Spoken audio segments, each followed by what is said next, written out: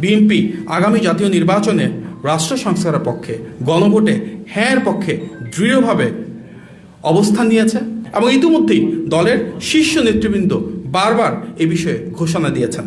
ইতিমধ্যেই নির্বাচন কমিশনে চিঠির মাধ্যমে বিএনসিসির ক্যাডারদেরকে মোতায়েন না করবার জন্য বিশেষভাবে অনুরোধ করেছি।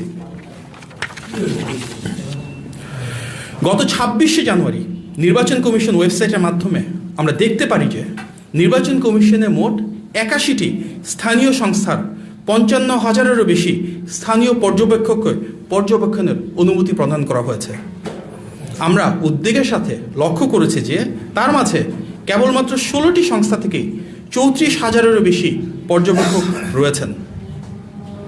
কয়েকটি সংস্থার নেতৃত্ব পর্যায়ে একটি বিশেষ রাজনৈতিক দলের সদস্যরা রয়েছেন, যেটি অনাকাঙ্ক্ষিত। নির্বাচনের দিন কোনো অসৎ উদ্দেশ্যে এদের একটি অংশকে ব্যবহার করা হতে পারে বলে আমরা আশঙ্কা প্রকাশ করছি।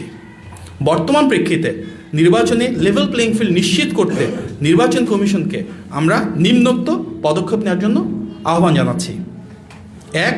পর্যবেক্ষকদের সম্পূর্ণ তালিকা সরকারের বিভিন্ন সংস্থার মাধ্যমে যাচাই বাছাই করে রাজনৈতিক ও প্রার্থী সংশ্লিষ্ট ব্যক্তিদের তালিকা থেকে বাদ দেওয়া। যেসব সংস্থার নির্বাচনে পর্যবেক্ষণের অভিজ্ঞতা কম তাদেরকে নির্বাচন পর্যবেক্ষক সংখ্যা কমিয়ে আনা। 2. কোনো কেন্দ্রে একসাথে যাতে 2 জনের অধিক স্থানীয় পর্যবেক্ষক প্রবেশ করতে না পারে সে ব্যাপারে নির্দেশনা জারি করা।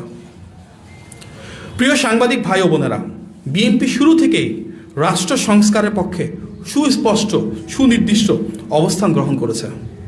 2016 সালে বিএনপি সর্বপ্রথম জাতির সামনে উপস্থাপন করে ভিশন 2030, যেটি দেশনেত্রী বেগম খালেদা জিয়া একটি বৃহত্তর জাতীয় ঐক্য প্রতিষ্ঠার মাধ্যমে আমাদের সামনে উপস্থাপন করেছিলেন।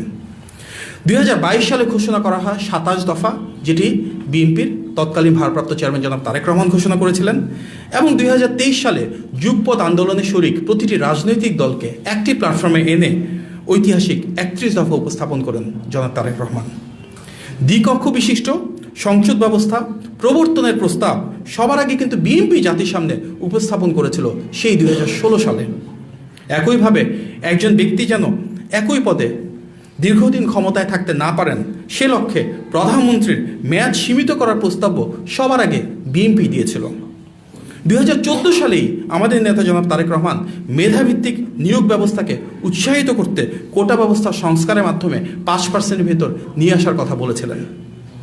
এই ধারাবাহিকতার অংশ হিসেবেই বিএনপি আগামী জাতীয় নির্বাচনে রাষ্ট্র সংস্কারের পক্ষে, গণভোটে হ্যাঁর পক্ষে দৃঢ়ভাবে অবস্থান নিয়েছে, জনগণের সাথে সম্পৃক্ততা গড়ে তুলছে এবং ইতিমধ্যেই দলের শীর্ষ নেতৃবৃন্দ বারবার এ বিষয়ে ঘোষণা দিয়েছেন।